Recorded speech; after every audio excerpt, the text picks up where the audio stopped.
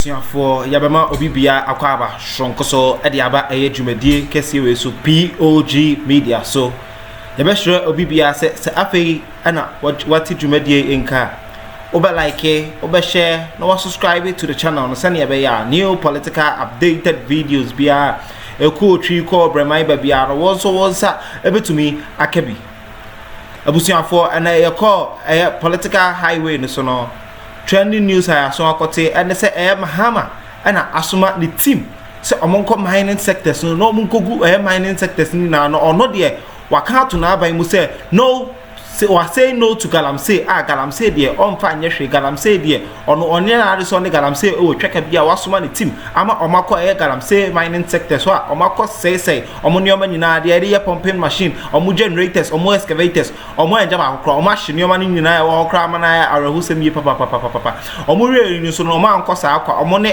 omamufo no edi nkomo ebu so obo say edien na galamsey ne ye mo omamufo no so say galamsey no puto ka tro omo say nso to omo tro omo pa amana no mu tutu to ho no nti yesa na flood no kwa na de ba krom ho ha adwen ye papa busuafo ye nse obi mi abre let's say mami akone akotie de amanfo no kan that was on a fact-finding mission on illegal mining immobilized and seized galamsey equipment in towns across the western and central regions. The team seized pumping machines, generators, excavators and destroyed chamfan machines at Area close to Akuffo, and Dunkwa. But at Dunkwa, the team met resistance from owners of the illegal mining operations along the Ofin River. Led by the NDC constituency chairman, they mobilized a number of people threatening to face off with a team of armed soldiers. Erastus Asari Donko reports. The government's advisory team has been assessing areas impacted hugely by galamsey across the country. Their work is to inform policy direction and an impending enforcement drive. In some instances, the team is compelled to step in to take action to stop the impunity of illegal miners. One of such places is Anya, close to Akuffo. The illegal miners have eaten deep into the road, almost destroying the concrete storm drains.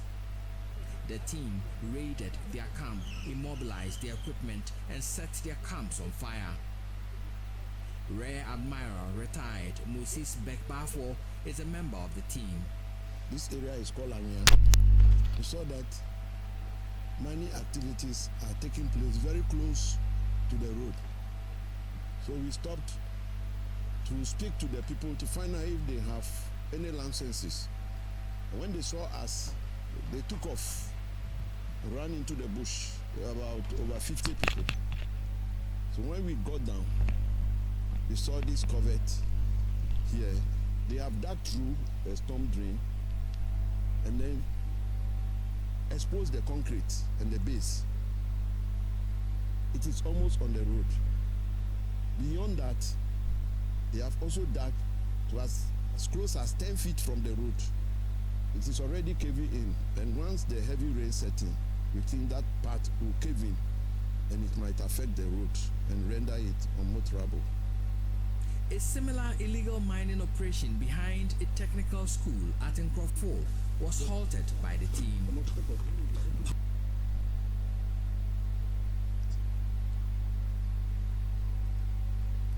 Pumps, generators, and other equipment were seized. At Badwa number 2 in the Upper Dentra East District of the Central Region, the team raided this illegal mining site, polluting the Ofin River. Residents say the galamsey operation exposes them to floods and adversely affects farming in the area. Even when the land had not been mined, we suffered from floods. So you can imagine what will happen with this level of degradation when it rains. We are hopeless and worried. We will be in trouble in June when the rain sets in. And send the higher papa because we used to fish in this river, but now it has been so polluted, it is affecting farming and even our source of water. And I'm Mrs. Takasa, you want to Mr. Dabi. Yes, I don't want them because you want to know my lot of her. Is your beer when you bet me a best and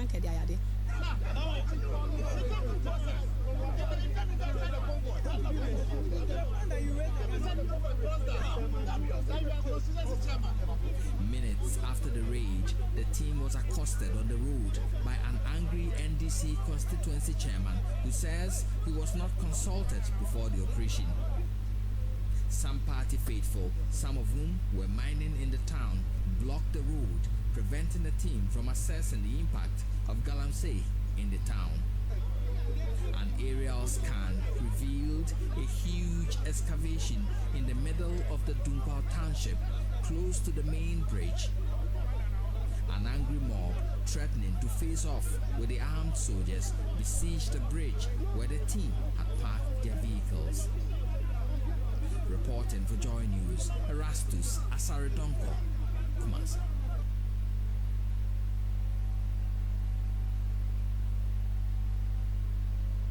You're still listening to or watching Joy News Desk. We'll take a break. When we return, we have business. We've got more on that story coming up in subsequent bulletins. Now,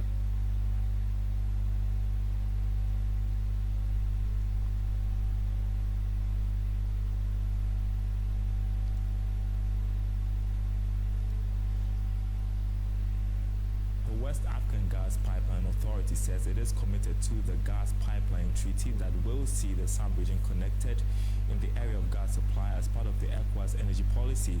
The gas pipeline treaty, signed in 2003 by 4 countries, has a vision to connect other member states. The subsea gas pipeline from Nigeria terminates in Ghana, but Director General of the authority, Chafari Kaya Hanawa, says countries that wish to join can accede to the treaty. Speaking in term after inspecting maintenance works by WAPCO, she indicated that the extension will largely depend on demand of gas. Kwame Anka has more. The 678 West African gas pipeline from Nigeria currently terminates in Ghana, but this is expected to be extended by the West African Gas Pipeline Company Limited, WAPCO, all the way to Senegal. However, a number of conditions would have to be met to make this possible after acceding to the existing treaty signed by Nigeria, Benin, Togo and Ghana. These include demand and availability of gas, viability of the extension, tariffs, investment, among other factors. Jafari Kanya Hanawa is the Director General of West African Gas Pipeline Authority, WACPA. The aim is to connect the sub-region. It's not just for it to stop at the 4 countries. But before you can extend, there are some economic criteria they have to look at it.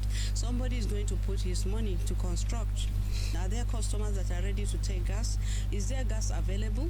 Because it doesn't make sense for you to just extend and there's no gas to put in the pipeline. So it's a combination of many things. But for us as WACPA, because we do part of our function, like we mentioned to you earlier, is facilitation. We facilitate, we represent, and we regulate. These are the 3. Meanwhile, Chafari Kanya Hanawa revealed the authority has engaged Cote d'Ivoire on the gas pipeline project. If you are advocating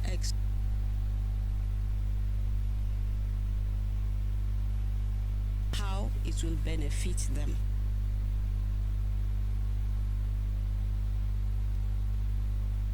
Things we all see it's done. We are not, WACPA is not out to just extend the pipeline. If it will not benefit you, we cannot sell, like they say in law, you cannot give what you don't have. So we have seen that for the countries that are gas off-takers on the WACP, we have seen the benefits for them. And we are saying, okay, why not? And again, a country like Cote d'Ivoire, they have gas. So it's also an opportunity for them to also sell their own gas on the pipeline. So we told them all this is for them to just go, sleep over it, look at the economic gain they will have. WACPA maintains natural gas offers countries in West Africa cheaper source of energy for power production and its related benefits. Kwame Yankes reports for Joy Business.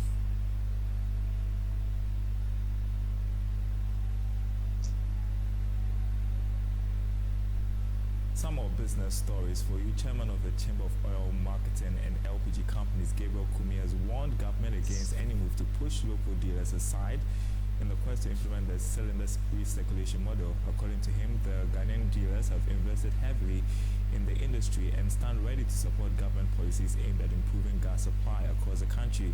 Mr. Kumi advised government to engage widely in order to have a successful implementation of the policy. They haven't made any push on CRM. I think all the push that was done previous years, and you saw the reaction of our members. I mean, we had to come out very strongly to defend our investment and to defend the over 12,000 Ghanaians that we employ. We are yet to engage the new MPA political bosses to see what direction CRM must move. But it's obvious that the old approach has not worked and it's not going to work. We have always said that we cannot stop government from implementing its policies, but your policy must not come to destroy the investment of indigenous Ghanaians. Any attempt to push indigenous Ghanaians who have built the industry for over 30 years aside in the name of introducing a policy will be fiercely and fearlessly resisted. That one I must assure you. We are ready to cooperate. We are ready to engage. So at the end of the day, if we are called for any engagement on CRM, we'll be ready to go.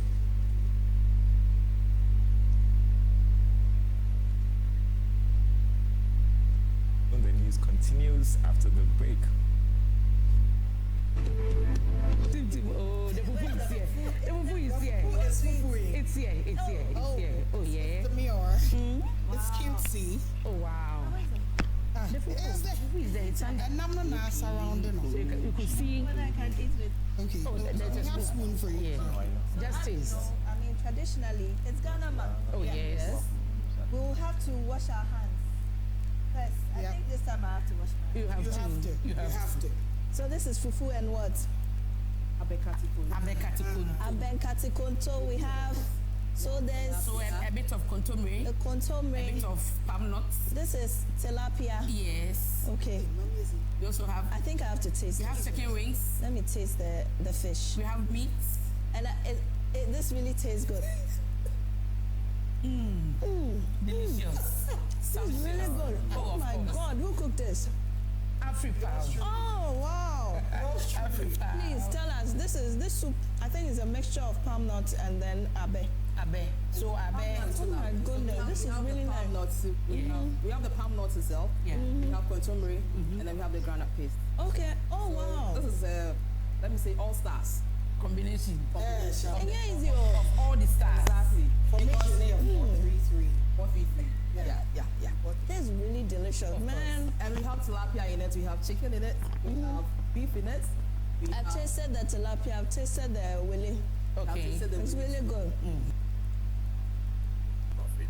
Then obviously it's going to be difficult negotiating with them. But maybe if they can come to terms and appreciate the realities of business, in the country, obviously they should be able to come to terms with those who go to table with them.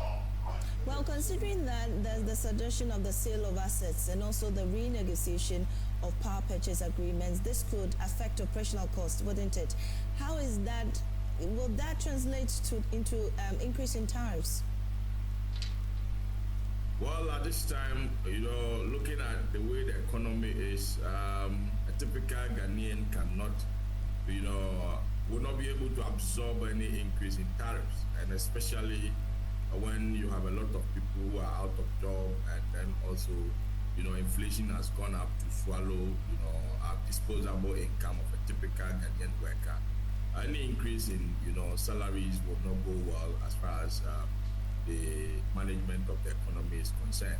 But then, if operations costs should go up, obviously it has to be priced, and it needs to be push the consumer.